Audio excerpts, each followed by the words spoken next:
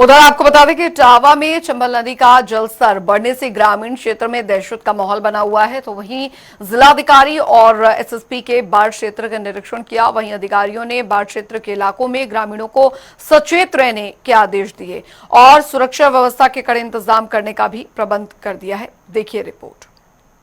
इटावा जनपद में एक बार फिर कहीं न कहीं चंबल नदी का जलस्तर बढ़ने से निचले स्तर के जो गांव हैं तो कहीं न कहीं दहशत के माहौल में है। जस्ट मेरे पीछे देखा जा सकता है कि किस तरीके से चंबल का पानी जो है लगातार जलस्तर तेजी से बढ़ रहा है और कहीं न कहीं काफ़ी दूरी तक जो है पानी काफ़ी तेज बहाव देखने को मिल रहा है। कहीं न कहीं ऐसा लगता है कि पिछली बरस में जिस तरीके से यहाँ बाढ़ आई थी, बाढ़ और जलस्तर बढ़ा था, तो कहीं न कहीं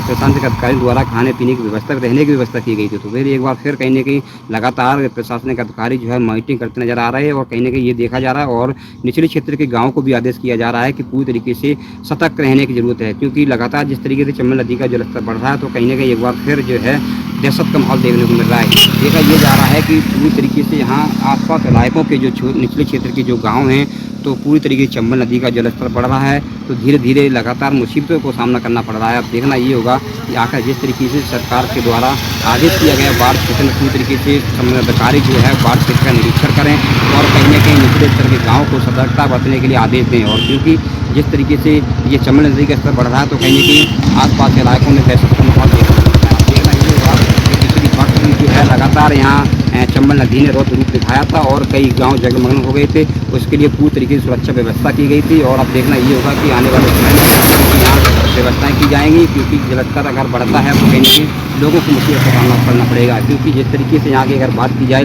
तो यहाँ का ये क्षेत्र माना जाता है, बेड़ी क्षेत्र माना जाता है और चंबल नदी और यमुना नदी का बीच का जो किनारा माना जाता है, तो हर वर्ष यहाँ जो बाढ़ जैसे हालात दिखाई देते नजर आते हैं। अब देखना ये होगा कि अगर जलस्तर नहीं बढ़ता है तो कहीं न कहीं आने आसपास के इलाकों में जो है कहीं न कहीं राहत की सांस मिलेगी। कैमरामैन के साथ राम कुमार राजपूत, जनता टीवी, इटावा।